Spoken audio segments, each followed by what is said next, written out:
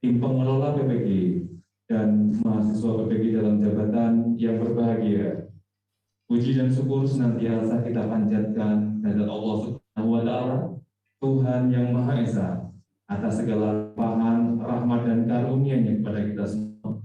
Sehingga pada hari ini, Senin 13 September 2021, kita masih diperkenankan untuk mengikuti acara pembukaan orientasi akademik bagi mahasiswa PPG dalam jabatan Angkatan keempat, Kementerian Pendidikan, Kebudayaan, Riset dan Teknologi, dan PPG dalam jabatan bagi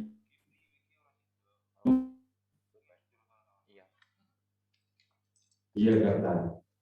Hadirin yang kami hormati dan para mahasiswa yang berbahagia, untuk mengawali acara pada siang hari ini, marilah kita tundukkan kepala sejenak seraya berdoa. Semoga acara hari ini dapat berjalan dengan lancar. Berdoa disilakan. Berdoa cukup. Menyanyikan lagu kebangsaan Indonesia Raya. Bagi Bapak Ibu yang mengikuti secara daring, kami silakan untuk duduk dengan tegak. Bagi Bapak Ibu yang mengikuti secara luring, kami silakan untuk berdiri.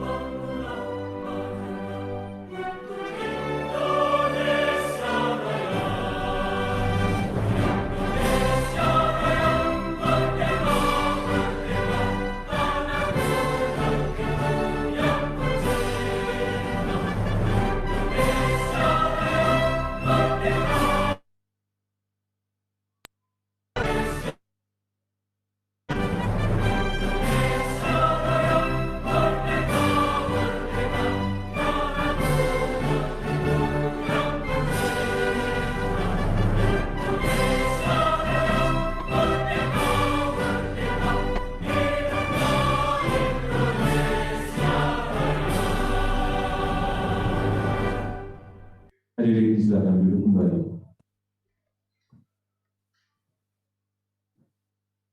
Bapak Ibu yang kami hormati serta para mahasiswa yang berbahagia, selanjutnya telah kita ikuti bersama laporan oleh Koordinator PPG dalam jabatan yang kami hormati, Bapak Suyud MPD, disilakan.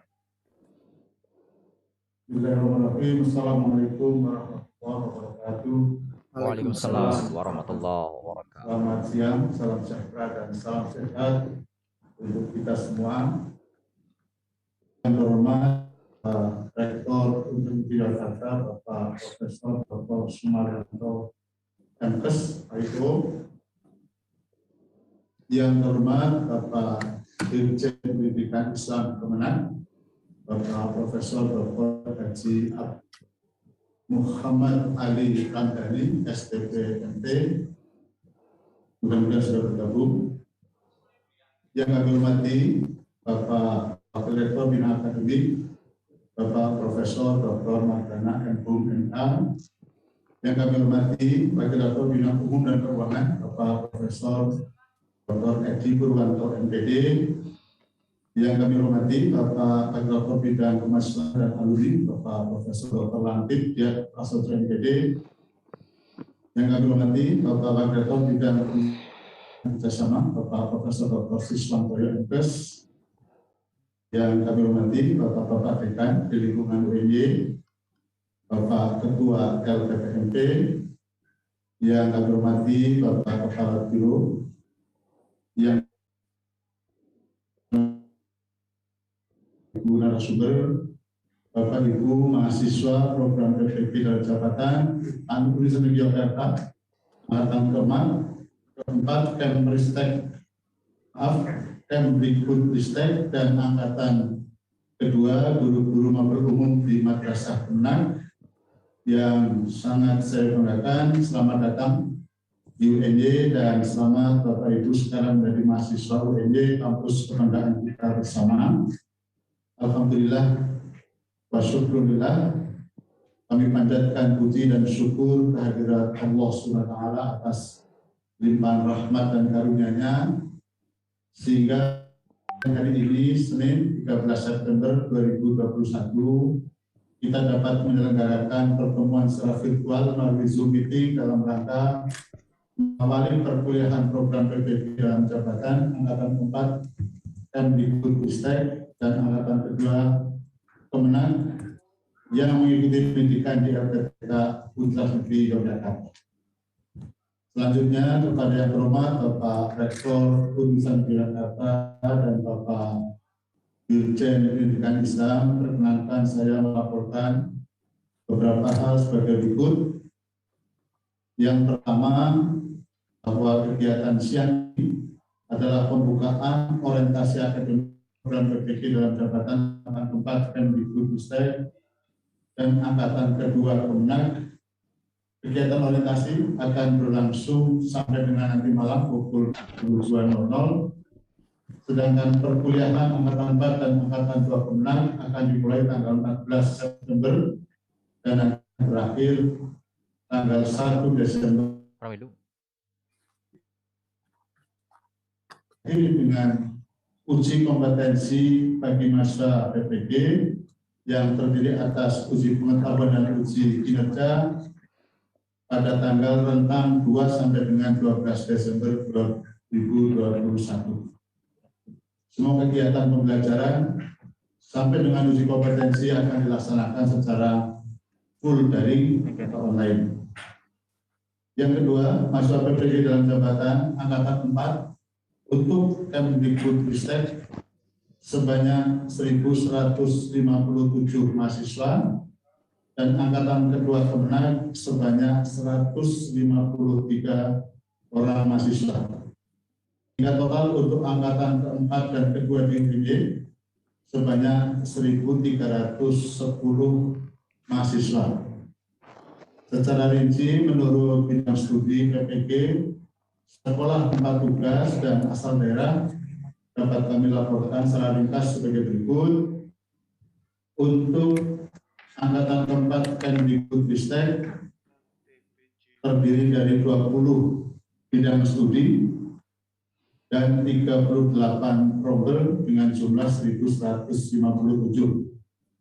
Sedangkan untuk angkatan kedua Kemenang sejumlah 153 terdiri dari 5 bidang studi, 5 rombongan belajar. Dilihat dari tempat tugas mahasiswa sebagai guru, untuk Kemdikbud ada guru PAUD, guru SD, guru SMP, guru SMA, guru SMK, dan guru SLB lengkap. Cek 1, 2, 3. Madrasah Sanawiyah dan Madrasah 1, Aliyah. 2, 3. 1. Dilihat dari provinsi, maka untuk Kemdikbudristek angkatan 4 ini luar biasa karena utuh NKRI 34 provinsi, sedangkan luar biasa ini lengkap dari Aceh sampai dengan Papua. Sedangkan dia dari kabupaten untuk Kemdikbudristek sebanyak 351 kabupaten kota. Untuk Kemenang yang berjumlah 153 mahasiswa terdiri dari 16 provinsi, ini juga cukup lengkap, perwakilan dari Jawa, Sumatera, Kalimantan, Sulawesi, dan Papua ada semua, dan 83 kabupaten kota.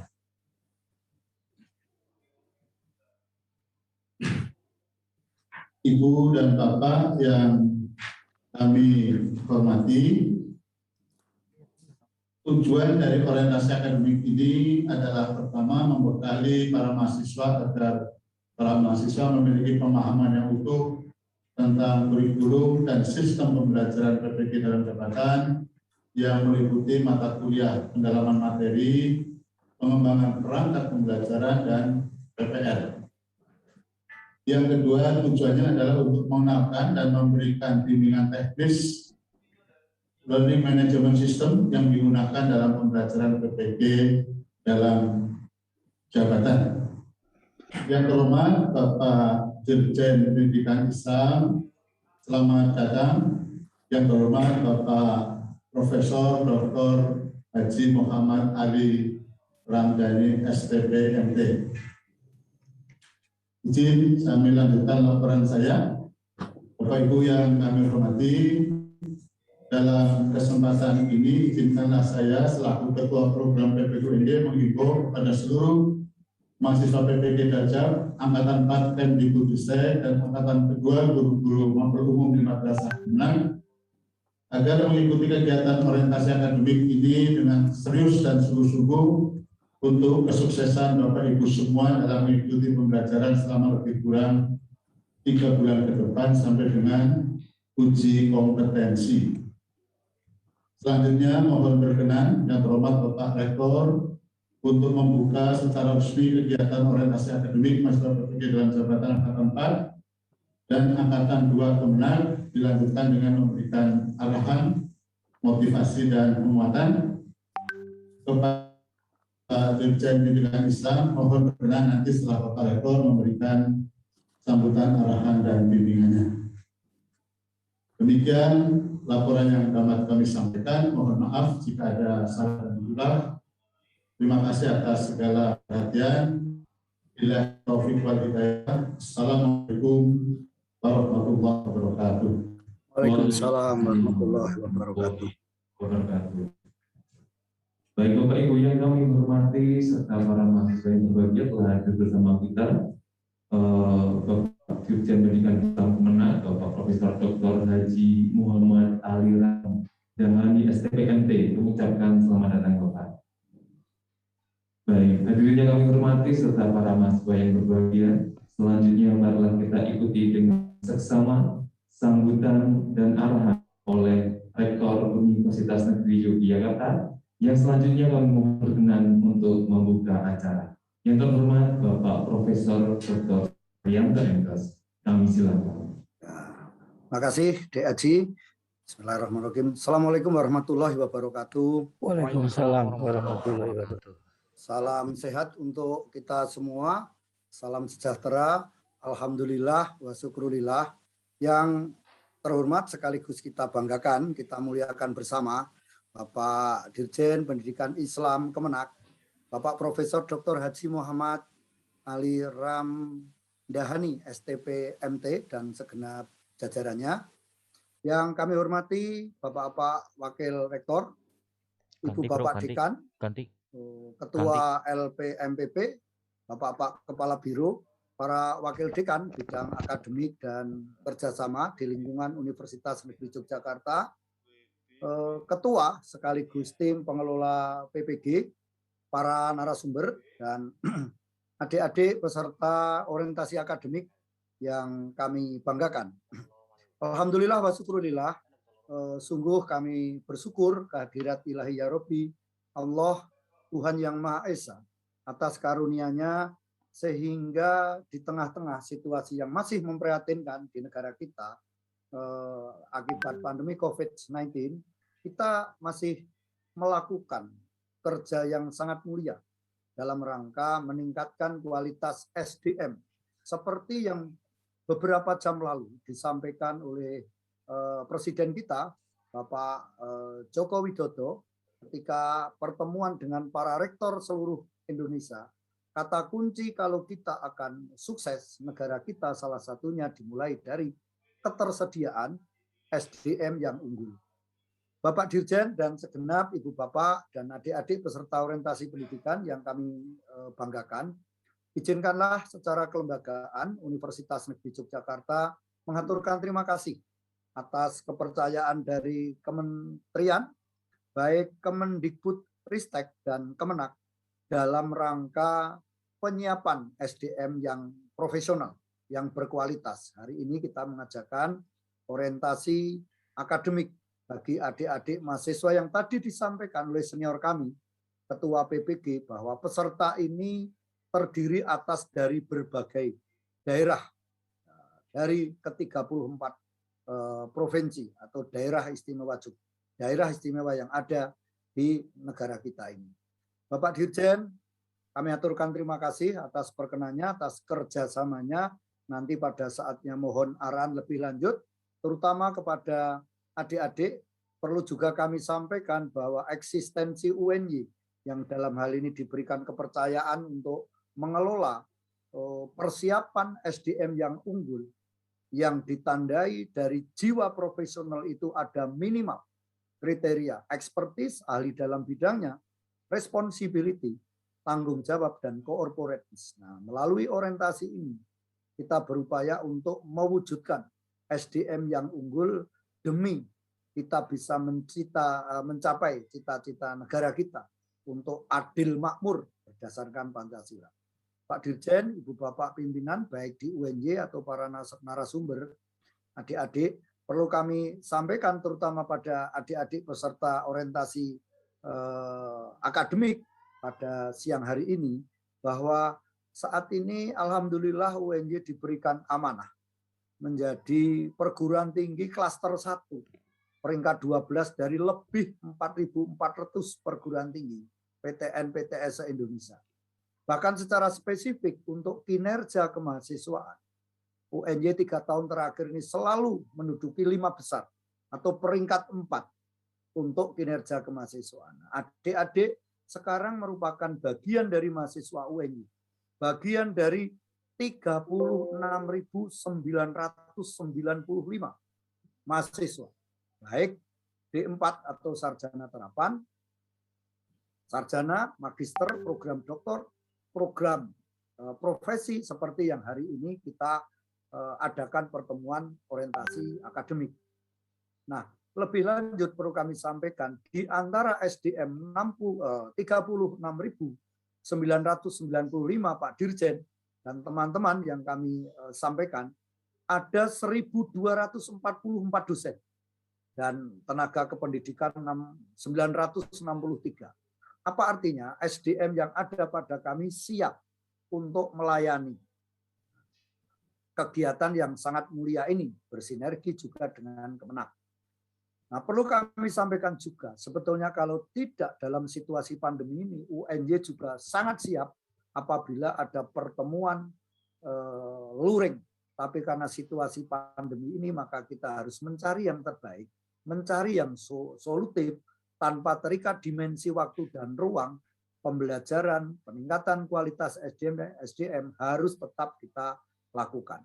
Sekalipun Pak Dirjen, Ibu Bapak, narasumber, dan adik-adik mahasiswa program orientasi akademik, sebetulnya UNY atas arahan, atas kinerja dari para pendahulu kami, sudah menyiapkan sarana prasarana, entah kantor PPG yang cukup representatif, entah tempat asrama peserta adik-adik apabila luring, dan sarana praktek yang insya Allah cukup memadai untuk menghantarkan adik-adik semua untuk meniti KRR dan sukses dalam penciptaan SDM ini. Tapi karena keterbatasan kita dalam situasi pandemi, maka kita tetap harus ikhtiar untuk yang terbaik tanpa harus kita luring. Tetapi kami mohon para narasumber dan teman-teman pengelola PPG optimalkan layanan sehingga luaran dari orientasi akademik ini bisa meningkat secara signifikan kualifikasi adik-adik peserta akademik.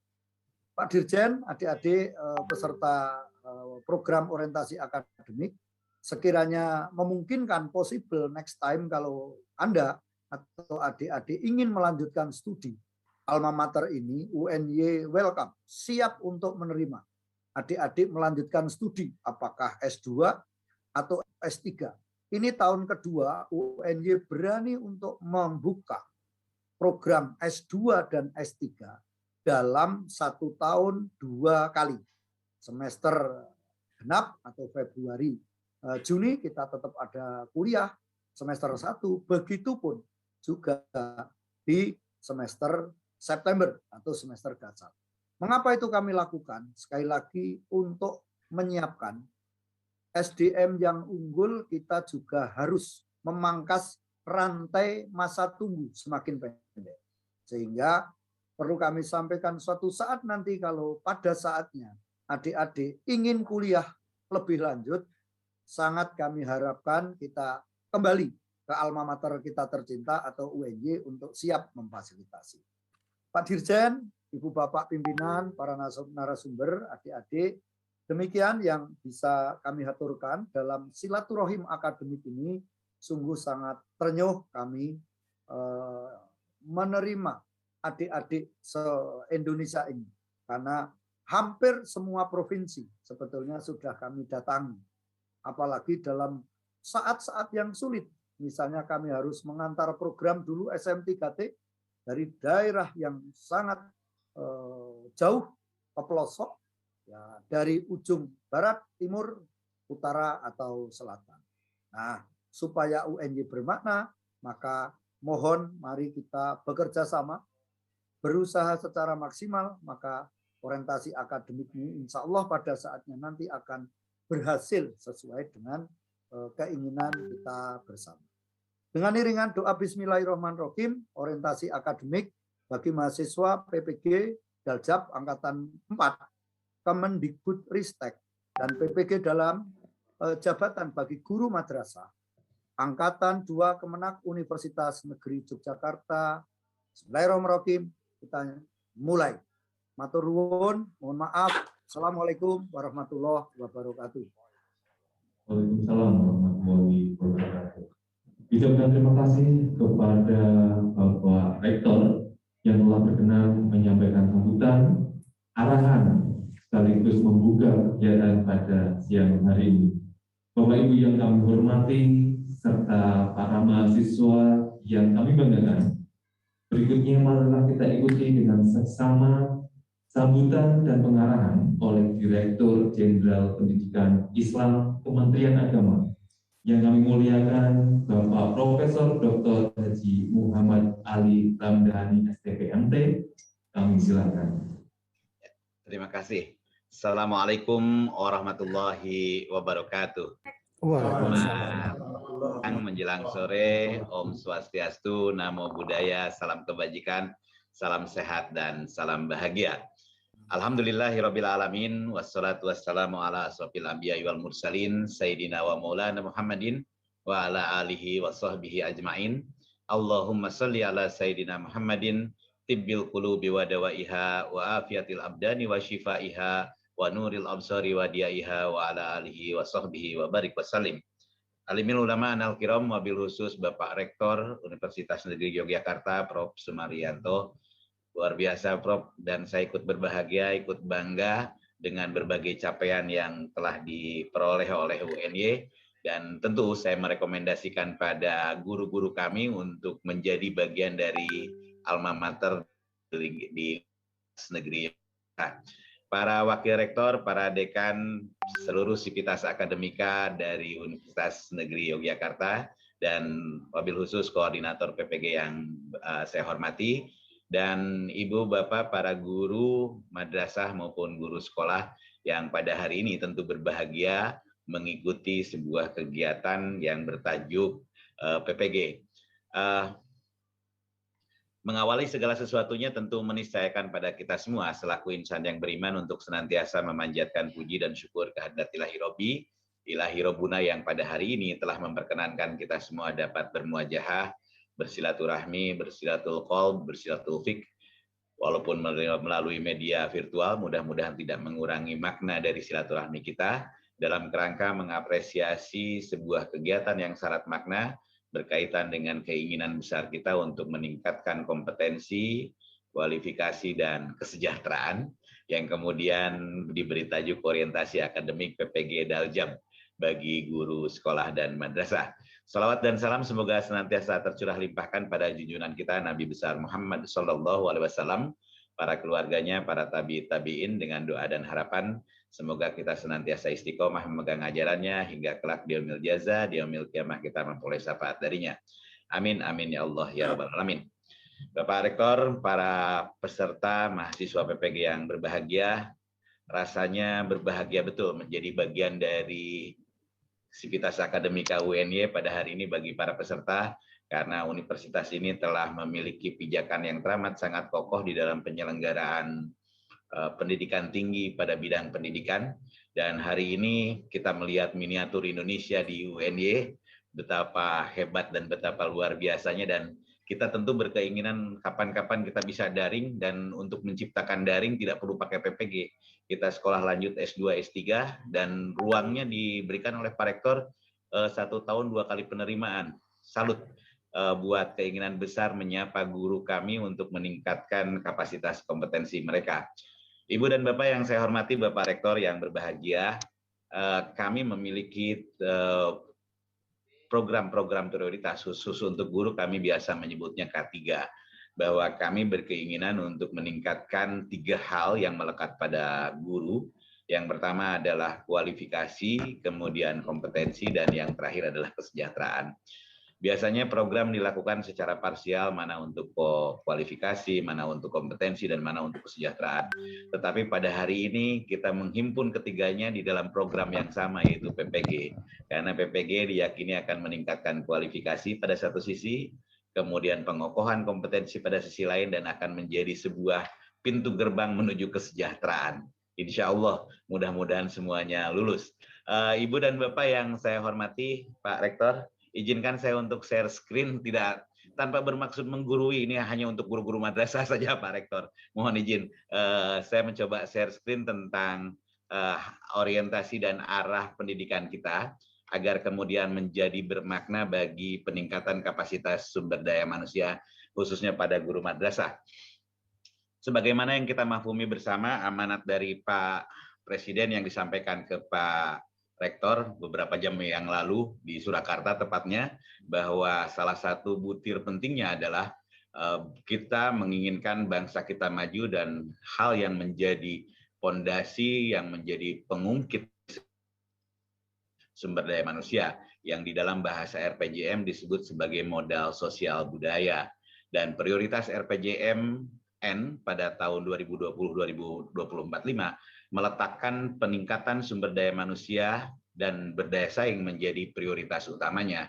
Dan ini tentu saja ketika kita menyapa meningkatkan kapasitas guru, sekaligus juga secara berseri dia akan meningkatkan kapasitas anak-anak bangsa kita yang terhimpun di sekolah maupun madrasah. Dan untuk mencapai banyak hal, bahwa kita pada hari ini berkeinginan untuk menciptakan anak-anak bangsa yang menjadi raja pada sebuah dinamika waktu. Dan saya menduga bahwa anak-anak yang kita bina pada hari ini, siswa-siswa madrasah maupun sekolah, adalah mereka yang 9 atau 10 tahun ke depan akan menjadi pemimpin bagi bangsa ini, atau paling tidak mereka menjadi orang-orang yang berkhidmah untuk pembangunan. Konsep yang kan learning yang akan menciptakan individu dan masyarakat yang berkesejahteraan 2030. Individu dan masyarakat yang berkesejahteraan dicirikan oleh kepemilikan kompetensi pada individu siswa yang taksonomi keilmuan dalam ruang pendidikan adalah mereka yang kokoh dari sisi ilmuannya, kemudian mumpuni dari keterampilannya, dan mereka yang menampilkan perilaku dan mampu menginternalisasi nilai yang baik. Tentu saja knowledge, ada disiplin yang terpenting. Saya kira forum pada saat ini tidak memadai untuk menyampaikan hal tersebut. Dan Ibu Bapak, ketika kita bercerita tentang para pemangku kepentingan dan pemangku kebijakan, maka kita ketemu bahwa salah satu pendongkrak dari siswa kita adalah eksistensi dari guru-guru yang hari ini tengah berhimpun. Walaupun kita tidak bisa menafikan dari orang tua, kemudian peran dari masyarakat termasuk di dalamnya negara, dan peran dari mitra-mitra yang belajar pada di madrasah atau sekolah yang sama. Untuk hal ini saya ingin sedikit membahas bahwa sesungguhnya kapasitas interaksi antar mereka terjadi sebuah interaksi yang pada dasarnya juga mampu mengungkit pengetahuan, meningkatkan keterampilan, dan mampu menambah nilai internalisasi nilai-nilai. Dan guru adalah peran utama dari segala sesuatunya untuk kemudian mentransformasikan ilmu pada siswa. Dan di OECD mengingatkan bahwa hal yang menjadi substansi keperluan dari mereka yang direncanakan atau diinginkan berkesudahan pada tahun 30 adalah mereka yang memiliki beberapa literasi.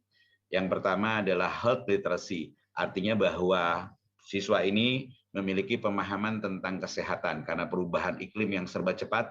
Kemudian pada hari ini pandemi terjadi, bahkan saya mendengar ada beberapa guru yang sampai saat ini belum mau divaksin. Ini menandakan bahwa health literacy memang menjadi persoalan. Kemudian data literasi, literasi numeracy, kemudian digital literacy.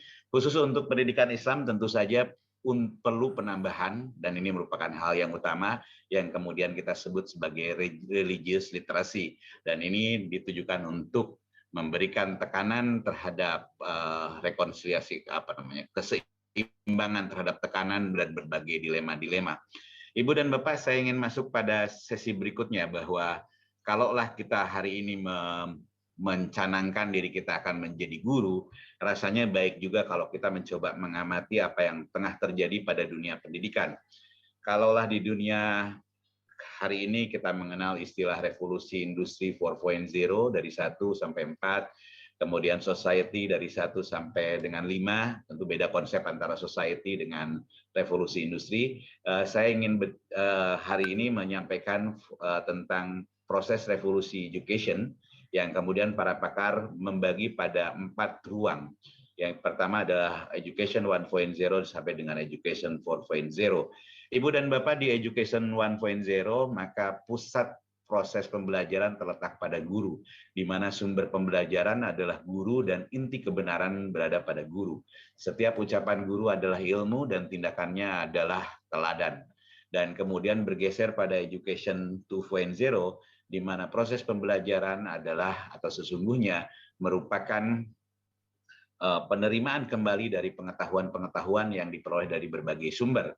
Dan proses pembelajarannya adalah dalam tanda petik, itu adalah pemuntahan dari ilmu dari berbagai sumber, termasuk di dalamnya guru, buku, dan lain sebagainya. Kemudian kelas memberikan respon terhadap berbagai fenomena atas mata pelajaran tertentu untuk membahas, memberikan pemaknaan terhadap sesuatu hal dan mengambil keputusan atau kesimpulan-kesimpulan dalam mata pelajaran tertentu atau sub-sub topik tertentu. Masuk pada Education 3.0, maka fungsi guru sebagai fasilitator. Guru tidak lagi sebagai sumber pembelajaran yang inti, tetapi memberikan fasilitas-fasilitas agar kemudian mahasiswa atau siswanya memperoleh pembelajaran secara baik, memperoleh transformasi dari berbagai sumber, dan penciri pada Education 3.0 adalah akses yang kuat terhadap para pakar di seluruh belahan dunia. Ibu dan Bapak, ketika seorang siswa tidak puas dengan gurunya terhadap definisi dan persoalan tertentu, sangat dimungkinkan mereka berkomunikasi dengan berbagai pakar di seluruh belahan dunia.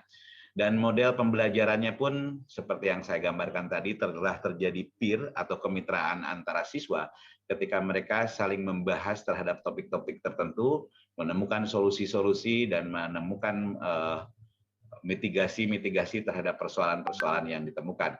Dan pada fase ini mulai hadir proses sharing dari knowledge itu melalui social network, media sosial seperti Facebook, kemudian YouTube, bahkan TikTok, itu digunakan sebagai salah satu sarana untuk mendesiminasikan ilmu pengetahuan. Dan pada Education 3.0, model pendidikan yang paling populer adalah Project and Inquiry Based Learning, atau ya apa yang disebut kita kenal dengan PBL. Dan kita akan memasuki sebuah fase atau tengah memasuki sebuah fase yang kemudian orang menyebutnya sebagai Education 4.0, di mana pembelajar itu berfungsi sebagai penghubung, pencipta, dan konstruktivis. Artinya bahwa mereka, para pembelajar, sudah menemukan pola-pola untuk memaknai sebuah kejadian, memaknai sebagai sebuah ilmu menjadi sebuah pemaknaan atas definisi dan prosedur dalam penyelesaian masalahnya. Dan fungsi edukator pada fase ini adalah dia sebagai research guide, bahwa Ibu dan Bapak kita sadar pelipat gandaan pengetahuan di dunia ini begitu cepat, revolusi teknologi informasi begitu cepat, sehingga sumber pembelajaran bisa muncul dimanapun. Ingin memasak sesuatu pun kita bisa mencari ke YouTube, cara membuat maknyung yang bagus seperti apa. Kalau di Jogja bikin gudeg belajar, fungsi educator pendidik seperti kita profesi guru itu adalah research guide, karena sumber ilmu muncul dari berbagai belahan dunia, maka perlu dipilah dan dipilih, disaring untuk menjaring ilmu-ilmu yang benar. Jadi Ibu dan Bapak, hari ini ilmu seolah-olah benar banyak, berbagai yang dibangun atas sebuah mata pelajaran tertentu perlu dipilah oleh para guru. Dan pada hari ini Ibu dan Bapak, kita tidak boleh lagi hanya membaca kesimpulan dari sebuah ilmu, tetapi juga harus meruntut pada sebuah metode ilmu itu menyimpulkan sesuatu. Contoh yang paling sederhana, Ibu dan Bapak, ketika orang kena COVID-19, ingin penyelesaiannya dengan meningkatkan imun tubuh dapat dilakukan dengan peningkatan vitamin D dapat dilakukan dengan cara berjemur. Problemnya, para ahli nyebut ada yang jam 8 itu adalah yang paling efektif. Jam 10 para ilmuwan menyebut adalah waktu yang paling baik. Jam 12 para dokter ahli menyebut bahwa itu adalah waktu yang paling tepat. Dan pada sisi lain ada yang menyebut pukul 14 adalah yang paling tepat. Dan seorang guru tentu saja tidak kemudian bilang pada siswanya bahwa ini yang paling tepat, kecuali setelah dia tahu di mana posisi penelitian itu dilakukan, siapa yang mengambil kesimpulan dan lain sebagainya. Jadi Ibu dan Bapak, pada hari ini seorang guru tidak sekedar yang mencerna ilmu saja, tetapi dia harus mengetahui bagaimana sebuah ilmu itu hadir. Dan kemudian proses pendidikannya pun dilakukan melalui diversity of network. Kalau tadi menggunakan social network, sekarang banyak produk-produk yang didedikasikan untuk pendidikan, misalnya Akademia Edu, ResearchGate, dan lain sebagainya. Dan ini merupakan tempat pertukaran para ilmu. Dan para pembelajar, siswa-siswa. Jadi kalaulah Ibu dan Bapak pada saat ini kita mengenal dunia pembelajaran PJJ, ada yang disebut dengan flip classroom untuk meningkatkan critical thinking. Ada blended kan, ada blended, ada flip classroom. Flip classroom itu adalah sebelum siswa masuk pada mata pelajaran tertentu, dia mempelajari dari berbagai sumber dan kemudian mereka mendiskusikan sesama mereka dan seolah-olah sang pembelajar ini karena sudah belajar, dia mendesiminasikan di depan kelas atau pada platform-platform tertentu untuk berfungsi sebagai guru dan kemudian melakukan, mencerna, mendiskusikan, membantah atau mendukung teori-teori tertentu. Dan pada sisi lain, learner, seorang pembelajar, dia juga berfungsi sebagai penghubung.